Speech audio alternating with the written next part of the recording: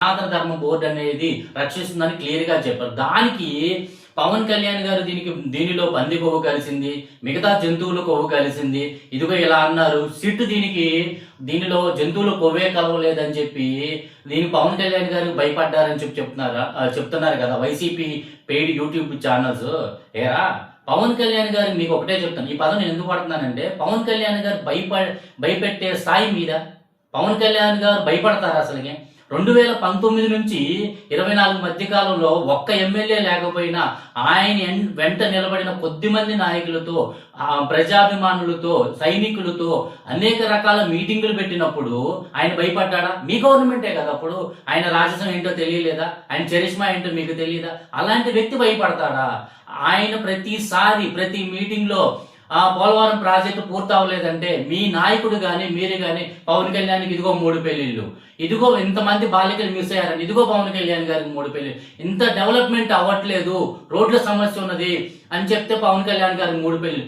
మీ ఈ 5 సంవత్సరాల్లో మీరు చేసింది ఏంటయ్యా అంటే ప్రజలకి డైవర్షన్ పాలిటిక్స్ ఒకటి, కల్తీ మధ్యం జరిగిందంటే ఇదిగో పవన్ కళ్యాణ్ గారు. డైవర్షన్ పాలిటిక్స్ అనేది మనం ఒక వైసీపీ గవర్నమెంట్ నుంచి, వైసీపీ ప్రభుత్వం నుంచి మనం ఈరోజు చాలా క్లియర్ గా నేర్చుకోవచ్చు అనమాట.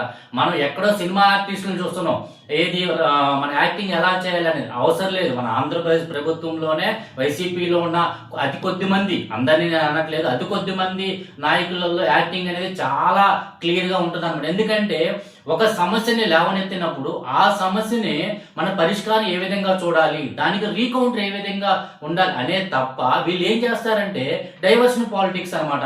సో మేము ఈ దారిని నడిచాము, మీరు అలా కాదు, ఈ దారిని నడిస్తే ఎలా ఉండదు, ఈ దారిలో ఎలా ఉండదు అని ఇలాగ తప్ప అది ఎందుకు వచ్చింది, దాని మీద వాళ్ళు ఎందుకు క్లియర్ కట్ గా సమస్యను లేవనెత్తారా అని చెప్పటాలు ఏమీ ఉండదు అనమాట. ఏదడుగు పవన్ కళ్యాణ్ గారికి 3 పెళ్లి, ఏదడుగు ఇదిగో వీకెండ్ పొలిటీషియన్. ఈ రోజు మీ అన్న చేస్తుంది ఏంటి? ఏదైనా సమస్య వస్తే బెంగళూరు ప్యాలెస్ లోకి వస్తాడు. అంబటి రాంబాబు గారి మీద, జోగి రమేష్ గారి ఇంటి మీద జరిగిన దానికి క్లియర్ గా ఖండిస్తాం. ఎందుకంటే మీరు చేసిన తప్పు అదే రిపీట్ గా కూటమి ప్రభుత్వం చేయాలని చెప్పి మేము ఎక్కడా దానిని సమర్థించడం లేదు. చేసినది అది కరెక్ట్ కాదని మేము ఎప్పటికీ చెప్తున్నాం. కానీ దాన్ని మీ యొక్క నాయకుడు దానిని పరామర్శించడం అది మీ యొక్క అంతర్గతం. కానీ ఇది ఇలా జరుగుతుంది, ఇలా ఉన్నప్పుడు మీరు ఎందుకు ప్రెస్ మీట్ పెట్టి చెప్పట్లేదు? ఇదిగో ఇంత క్లియర్ గా మేము దీంట్లో కల్తీ చేయలేదు, మేము దీంట్లో వాటాలు తీసుకోలేదు, ఇదిగో దీంట్లో వీళ్ళ బాధితులుగా ఉన్నారు, మేము వీళ్ళ పార్టీ నుంచి సస్పెండ్ చేస్తున్నాం, లేదా వీరి మీద మేము ఎంక్వైరీ రిపోర్ట్ చేస్తున్నాము అనేది క్లియర్ గా చెప్పొచ్చు కదా.